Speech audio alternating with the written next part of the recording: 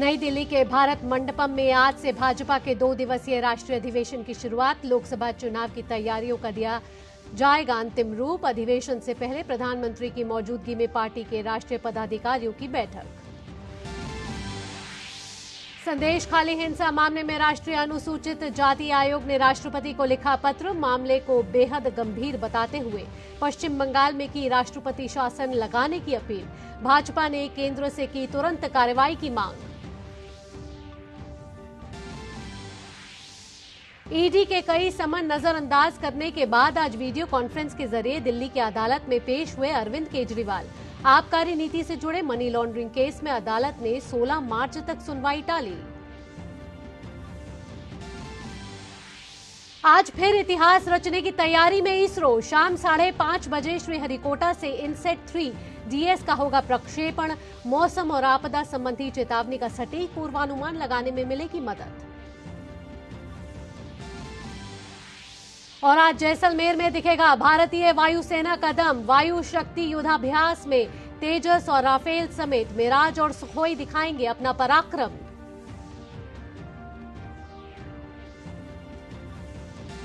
खेल की खबरों में बैडमिंटन एशिया टीम चैंपियनशिप में भारतीय महिला टीम ने रचा इतिहास। पहली बार किया फाइनल में प्रवेश। सेमीफाइनल में दी जापान को 3-2 से मात।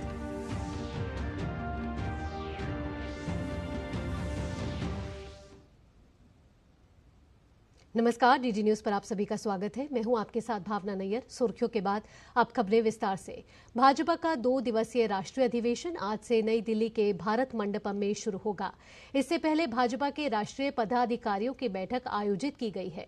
बैठक में प्रधानमंत्री नरेंद्र मोदी, भाजपा अध्यक्ष जेपी नड्डा, केंद्रीय गृह मंत्री और भाजपा नेता अमित शाह और रक्षा मंत्री राजनाथ सिंह समेत देश भर से आए पार्टी के तमाम वरिष्ठ पदाधिकारी मौजूद हैं। बैठक में 2 राजनीतिक प्रस्ताव लाए जाएंगे। पार्टी अध्यक्ष जेपी नड्डा की अध्यक्षता में यह अधिवेशन हो रहा है।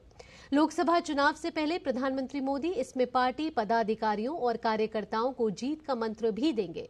प्रधानमंत्री ने इस बार चुनाव में बीजेपी के लिए 370 सीट और एनडीए के लिए 400 पार का लक्ष्य दिया है। इसी सिलसिले में आज और कल यहां मोदी सरकार की उपलब्धियों और चुनाव के दौरान आने वाली चुनौतियों पर बातचीत होगी। इस अधिवेशन में पार्टी के सभी सांसद, विधायक, राष्ट्रीय और राज्य के प्रमुख पदाधिकारी, जिला अध्यक्ष शामिल हैं।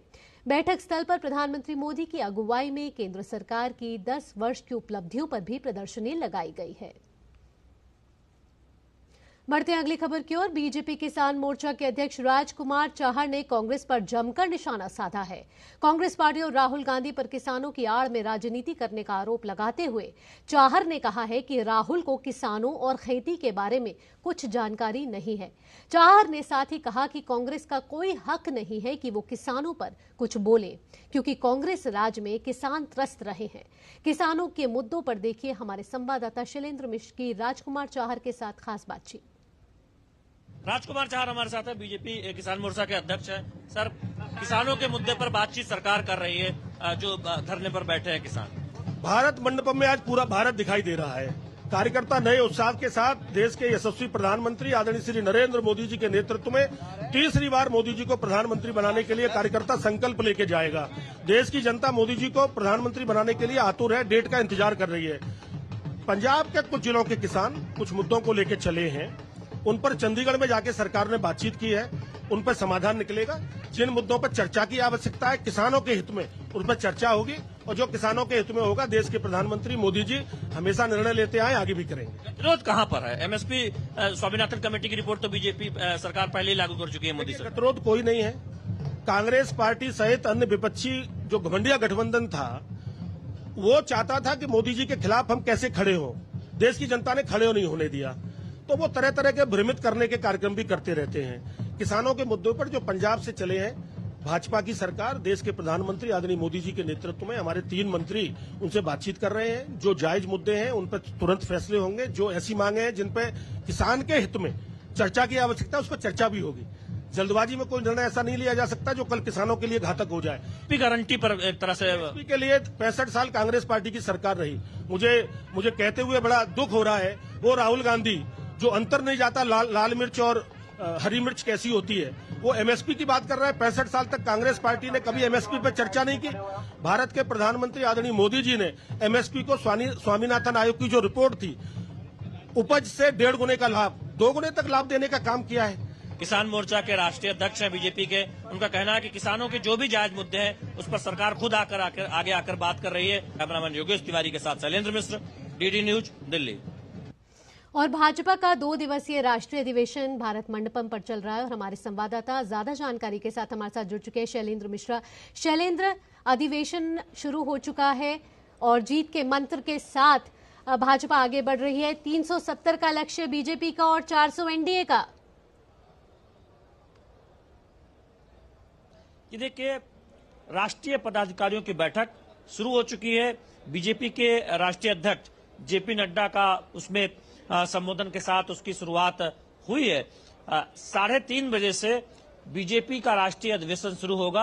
आज जो कार्यक्रम है उसमें राष्ट्रीय अध्यक्ष का उद्बोधन होगा और पहला प्रस्ताव रखा जाएगा। जो कुल 2 प्रस्ताव आए हैं उसमें पहला प्रस्ताव शाम 5 बजे के बाद रखा जाएगा। राजनीतिक प्रस्ताव कहा जा रहा होगा। रक्षा मंत्री राजनाथ सिंह इस प्रस्ताव को रखेंगे, पेश करेंगे, उसे पारित किया जाएगा। इसमें जो राजनीतिक मुद्दे हैं उसकी चर्चा हो सकती है और साथ ही साथ प्रधानमंत्री नरेंद्र मोदी की अगुवाई में जो गारंटी दी गई है, मोदी की गारंटी, जिसकी बात बीजेपी कहती रहती है कि प्रधानमंत्री नरेंद्र मोदी की अगुवाई में सरकार जो कहती है वो करती है, उसका विस्तार से तौर पर जिक्र हो सकता है। दूसरा जो प्रस्ताव है वो कल सुबह जैसे ही दूसरा दिन शुरू होगा, दूसरा प्रस्ताव आएगा जिसमें राम मंदिर का जिक्र होगा, तमाम समसामयिक जो विषय हैं उनका जिक्र होगा, उपलब्धियां जो है उनका जिक्र होगा। तो कुल 2 प्रस्ताव आने हैं। सभी को अब इंतजार है जब पहला प्रस्ताव आ जाएगा राष्ट्रीय अधिवेशन की शुरुआत के बाद, दोपहर के बाद। आज 1:30 बजे बीजेपी की तरफ से विनोद तावड़े, जो बीजेपी के वरिष्ठ नेता हैं, वो प्रेस कॉन्फ्रेंस करेंगे। पदाधिकारियों की बैठक में जो कुछ हुआ है उसके बारे में मीडिया को ब्रीफ करेंगे और सभी को जो इंतजार रहेगा कल समापन संबोधन पर, जब प्रधानमंत्री नरेंद्र मोदी देश भर से जो 10,500 साढ़े 11,000 कार्यकर्ता आए हैं उनको भी संबोधित करेंगे और राष्ट्रीय अधिवेशन के जरिए देश भर के लोगों को संबोधित करेंगे। जी शैलेंद्र, मैं यहाँ ये भी पूछना चाहूंगी कि कहीं ना कहीं ये एक मेगा अधिवेशन है चुनावों से पहले और एक रणनीति तैयार की जा रही है, एक रोड मैप तैयार किया जा रहा है और पिछले 10 साल की उपलब्धियां जो हैं प्रधानमंत्री नरेंद्र मोदी सरकार की, वो अपने आप में बयां कर रही हैं कि अभी तक का जो सफर रहा है वो बेहतरीन रहा है।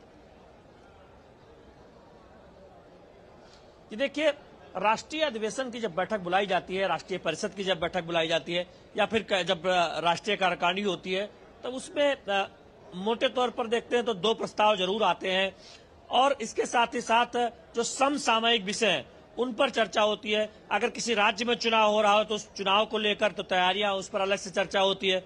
चूंकि लोकसभा चुनाव के ऐलान अब बहुत दूर नहीं है, तो ऐसे में लोकसभा चुनाव को लेकर, उसकी तैयारियों के लेकर जो समसामयिक विषय है उस पर एक विस्तृत चर्चा प्रस्तावित है। तो उसमें क्या कुछ चुनौतियां और क्या संदेश पार्टी कार्यकर्ताओं को दिया जाना है। पार्टी विस्तारकों की बैठक में, चूंकि इसमें जिलाध्यक्ष भी आए हैं, प्रदेश से प्रदेश पदाधिकारी आए हैं, विधायक आए हैं, तो उन सब के जरिए एक संदेश दिया जाएगा कि हर एक सीट महत्वपूर्ण है, किस तरह से हर राज्य से बीजेपी की जो मौजूदा सीट है उसकी संख्या बढ़ानी है, उसके लिए जो काम करना है उसका एक ब्लूप्रिंट वो बताया जाएगा देश भर से आए बीजेपी पदाधिकारियों, कार्यकर्ताओं और नेताओं को। तो निश्चित तौर पर उस लिहाज से देखें तो बीजेपी की रणनीति को कैसे आगे बढ़ाया जाना है कार्यकर्ताओं द्वारा, नेताओं द्वारा, उस लिहाज से बैठक बहुत महत्वपूर्ण है। जी, साथ ही शैलेंद्र, हमेशा बीजेपी कहती आई है कि देश के मन में मोदी, मोदी के मन में देश।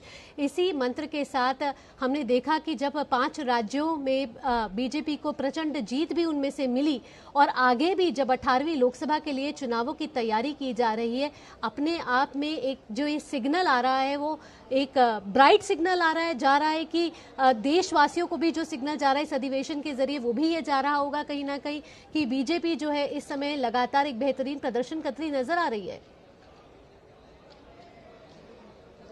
भावना, देखिए नारा क्या है, एक बार फिर से मोदी सरकार, और पहले ही बीजेपी ये कह चुकी है इस बार 400 पार, यानी एनडीए चाह रही है कि उसकी संख्या लोकसभा में 400 सीटों को पार कर जाए। ये तभी हो सकता है जब बीजेपी अपने जो मौजूदा प्रदर्शन 300 पार सीटों को बढ़ाकर 370 तक ले जाए, जो लक्ष्य रखा गया है। तो ऐसे में उन राज्यों पर फोकस है जहां पर सीटें बढ़ाई जा सकती है, उन राज्यों पर फोकस है जहां पर शानदार प्रदर्शन रहा है लेकिन उसे दोहराया जा सकता है। तो उन सभी राज्यों पर बीजेपी बहुत जोर दे रही है। तो ये यूं कहें कि कोई कोना छोड़ा नहीं जा रहा जहां पर बीजेपी संगठन की तैयारियों को जमीनी स्तर पर उतार न रही हो। केरल में प्रधानमंत्री नरेंद्र मोदी जाते हैं, पार्टी विस्तारकों के साथ बैठक करते हैं, सीधे एक तरह से बूथ क्लस्टर स्तर के कार्यकर्ताओं से संवाद करते हैं। उत्तर प्रदेश में तो लगातार जाते ही रहते हैं, गुजरात में प्रधानमंत्री नरेंद्र मोदी दौरा करते रहते हैं। देश भर में आप देखें, उत्तर से दक्षिण तक, पूरब से पश्चिम तक दौरे हो रहे हैं और दूसरी तरफ पार्टी के कार्यक्रम हो रहे हैं। पार्टी केंद्र सरकार की उपलब्धियों को जनता तक पहुंचाने, उसके बारे में बात करने के लिए तमाम कार्यक्रमों की व्यूह रचना करती रहती है, तमाम अभियानों को सामने रखती रहती है, सेवा का कार्यक्रम करती रहती है, जिससे जनता के बीच जो आधार है पार्टी का उसे और मजबूत बनाया जा सके। और बीजेपी को पता है कि दुनिया के सबसे लोकप्रिय नेता के तौर पर प्रधानमंत्री नरेंद्र मोदी का नेतृत्व है, उनकी लोकप्रिय योजनाएं हैं केंद्र सरकार की जो जनता तक पहुंची है। बस अब संगठन को मेहनत करनी है।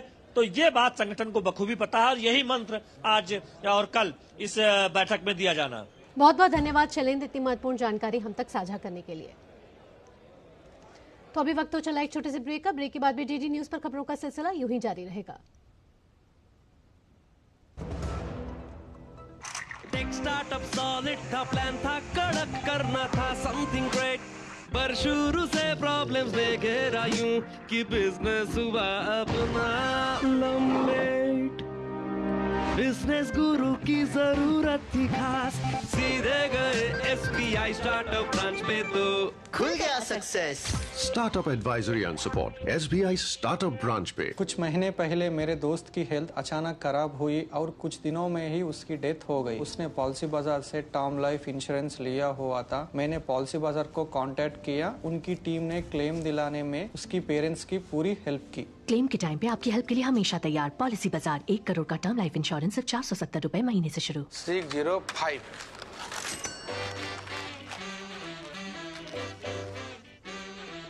बदलो बदलो आदत बदलो।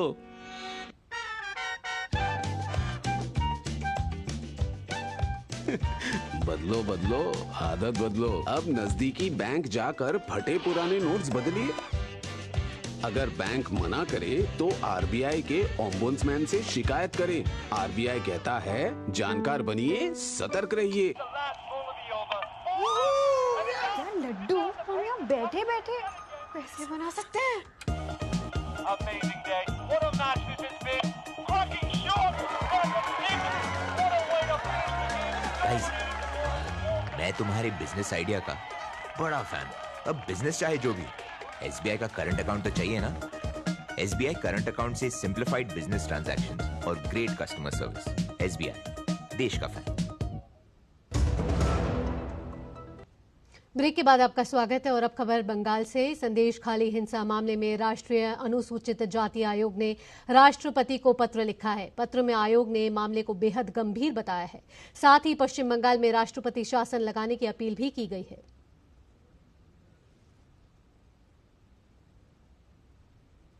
तो संदेश खाली लगातार जो है सियासी संग्राम का क्षेत्र बनता जा रहा है और इससे पहले हमने देखा है कि संदेश खाली में हमने देखा है कि शाहजहां शेख पे जो प्रवर्तन निदेशालय ने 1 महीने पहले जांच के लिए आदेश दिए थे, लेकिन जब वह जांच करने पहुंची तो उन्हीं पर ही हमला कर दिया गया और उसके बाद संदेश खाली में महिलाओं ने यौन उत्पीड़न की पीड़ा का जो लगाया है, उन पे आरोप लगाया है। साथ ही ममता बनर्जी का भी इस पर टिप्पणी आई थी जब वे विधानसभा में संबोधन दे रही थी। और अब संदेश खाली लगातार जो है वहां वार पलटवार का सिलसिला जारी है और राष्ट्रीय अनुसूचित जाति आयोग ने अब राष्ट्रपति को पत्र लिखा है और पत्र में आयोग ने मामले को गंभीर बताया है और साथ ही पश्चिम बंगाल में राष्ट्रपति शासन की अपील की गई है।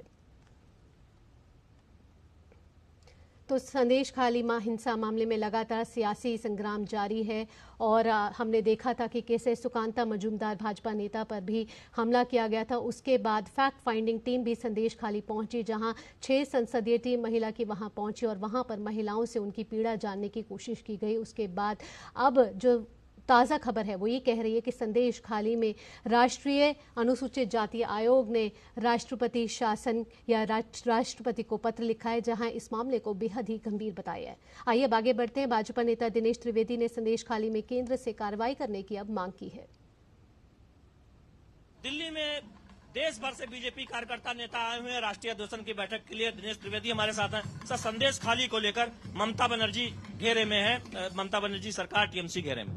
देखिए, बड़ा दुख होता है संदेश खाली जब आता है। मुझे वो दिन याद आता है जब हम लोग ने मिलकर टीएमसी बनाई थी, जब नंदीग्राम में नरसंहार हो रहा था सीपीएम और लेफ्ट गवर्नमेंट के समय में, वही आज संदेश खाली में हो रहा है। और जिसके लिए तृणमूल कांग्रेस पे हमने मिलकर सरकार बनाई थी कि वहां पर हम डेमोक्रेसी देंगे, आज जो सीपीएम ने किया था उससे कहीं गुना ज्यादा हो रहा है संदेश खाली में। तो मैं तो एक ही बात कहूंगा कि जो लेफ्ट फ्रंट के टाइम में नंदीग्राम था, आज ममता बनर्जी के राज में संदेश खाली है। आम जनता बहुत ही रोष में है। उनको टीएमसी के गुंडों का भय अब चला गया।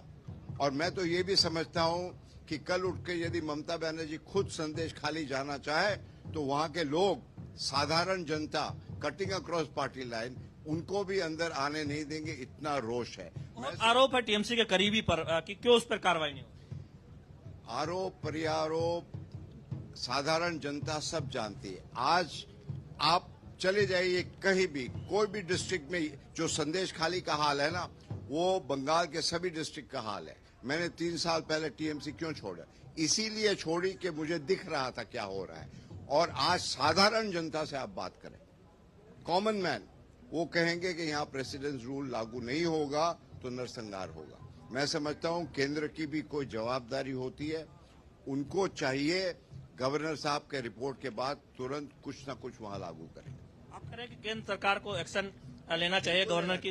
बिल्कुल लेना चाहिए।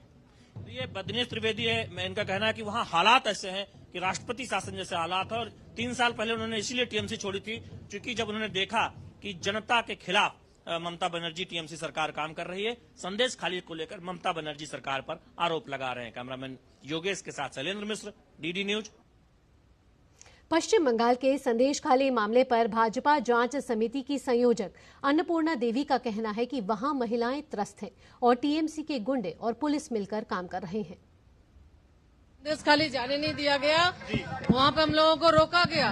वहाँ टीएमसी के गुंडे और पुलिस दोनों ही बराबर के भागीदार हैं। दोनों ही गुंडागर्दी कर रहे हैं। वहाँ महिलाएं सुरक्षित नहीं, माँ बहन बहुत परेशान है, बहुत त्रस्त है। बढ़ते हैं आगे। दिल्ली से जुड़ी खबर है। आबकारी घोटाले मामले में दिल्ली के मुख्यमंत्री और आम आदमी पार्टी के संयोजक अरविंद केजरीवाल आज दिल्ली के राउज एवेन्यू कोर्ट में वीडियो कॉन्फ्रेंसिंग के माध्यम से पेश हुए। अरविंद केजरीवाल की तरफ से एडवोकेट रमेश गुप्ता अदालत में पेश हुए। सुनवाई के दौरान केजरीवाल की ओर से अदालत में कहा गया कि विधानसभा सत्र के चलते उन्हें मार्च तक पेशी से छूट दी जाए। कोर्ट ने 16 मार्च तक सुनवाई अब टाल दी है। शराब घोटाले मामले में ईडी के 5 बार समन भेजे जाने के बावजूद भी अरविंद केजरीवाल पेश नहीं हुए थे, जिसके बाद ईडी ने राउज एवेन्यू कोर्ट का दरवाजा खटखटाया और केजरीवाल के खिलाफ याचिका दाखिल की। कोर्ट ने अरविंद केजरीवाल को आज पेश होने का आदेश दिया था। मन हुआ था कि आज वो व्यक्तिगत रूप से कोर्ट में पेश हों, पर उन्होंने एक एप्लीकेशन लगाई कि उनको व्यक्तिगत रूप से एग्जम्पशन किया जाए कोर्ट में आने के लिए, जो एप्लीकेशन स्वीकार कर ली गई।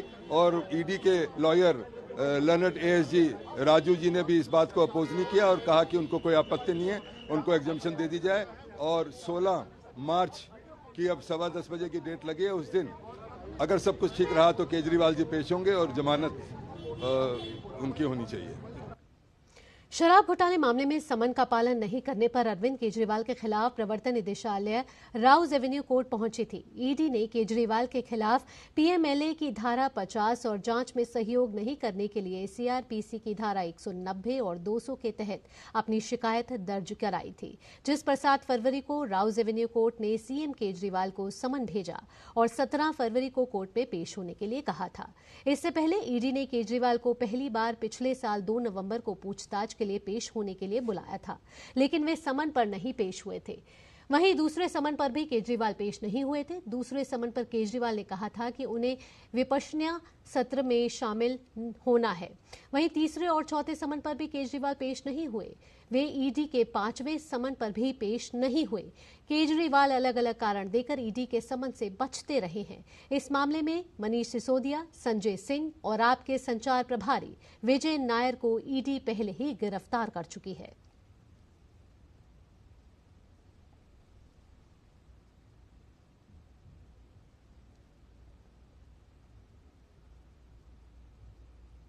यहां रुक रहे एक छोटे से ब्रेक के लिए, जल्द हाजिर होते हैं।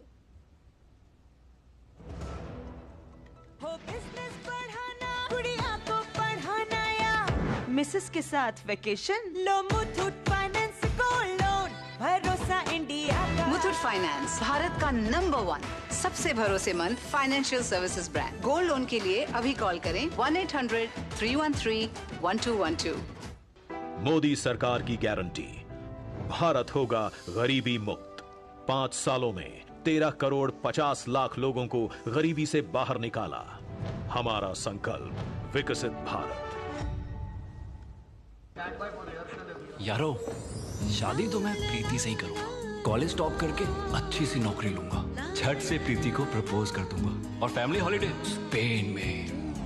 वाह यार, मैं तेरी प्लानिंग का बड़ा फैन। तू आज ही एसबीआई में अपना सेविंग्स अकाउंट ओपन कर ले और अपने स्पेन हॉलिडे की सेविंग शुरू कर दे। एसबीआई सेविंग्स अकाउंट के साथ पाइए सेफ, सिक्योर, कन्वीनियंट बैंकिंग और ग्रेट कस्टमर सर्विस। एसबीआई, देश का फैन। ब्रेक के बाद आपका स्वागत है और अब खबर कर्नाटक से। कर्नाटक के मुख्यमंत्री सिद्धारमैया ने शुक्रवार को विधानसभा में राज्य का बजट पेश किया है।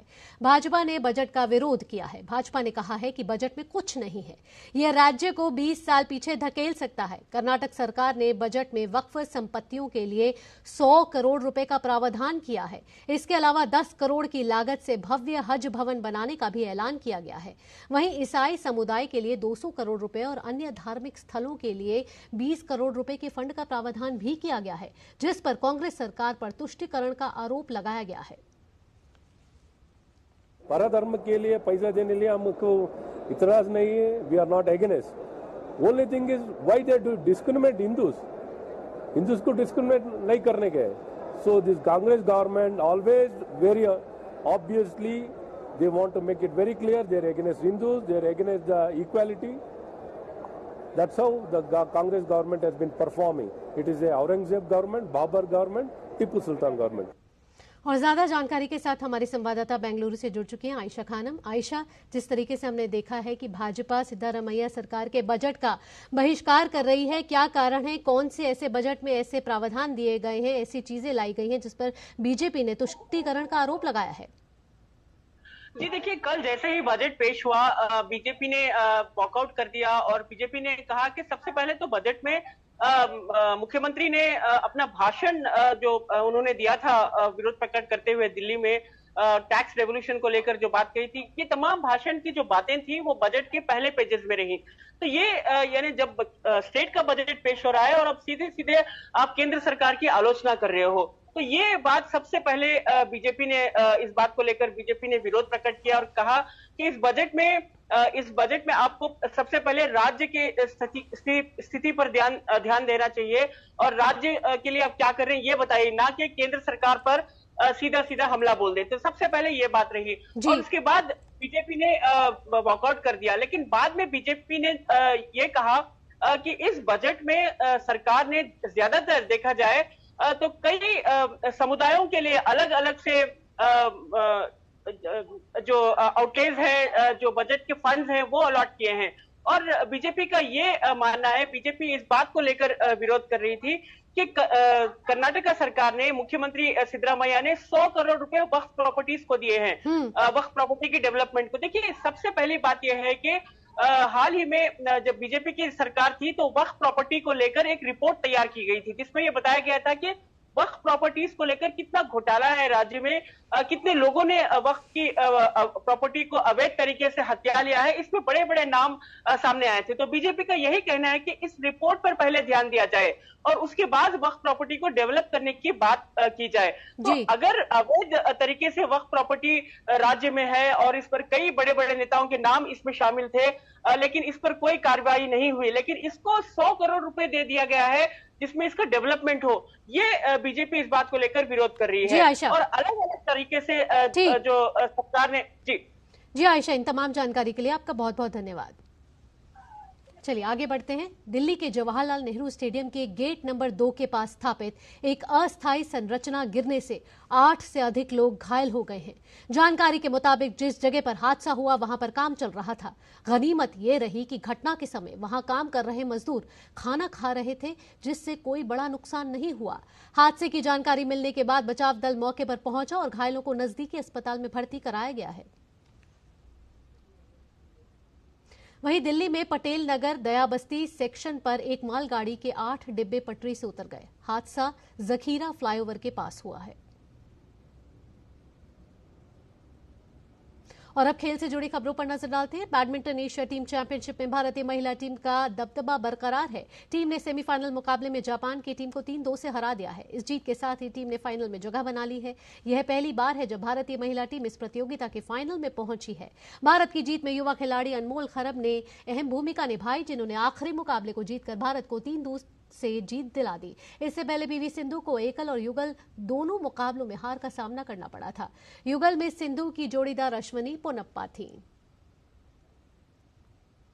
और क्रिकेट से जुड़ी खबर में भारत और इंग्लैंड के बीच राजकोट में खेले जा रहे तीसरे टेस्ट मैच के तीसरे दिन भारत ने अपनी दूसरी पारी में बगैर किसी नुकसान के 13 रन बना लिए हैं। इससे पहले इंग्लैंड की टीम अपनी पहली पारी में 319 रन पर ऑल आउट हो गई है। इस तरह भारत को पहली पारी के आधार पर 126 रन की बढ़त हासिल हुई। तीसरे दिन इंग्लैंड ने 2 विकेट पर 207 रन से आगे खेलना शुरू किया और मैदान पर उतरते ही इंग्लैंड को 2 झटके लगे। बुमराह ने जो रूट को आउट किया, जबकि कुलदीप यादव ने जॉनी बेयरस्टो को पेविलियन भेजा। वहीं शतकीय पारी खेलने वाले बैन डुकेट 153 रन बनाकर पेविलियन वापस लौट गए। उनका विकेट कुलदीप यादव ने लिया। इस विकेट के बाद नियमित अंतराल पर इंग्लैंड के विकेट सामने आते गए और इंग्लैंड टीम 319 रन पर सिमट गई।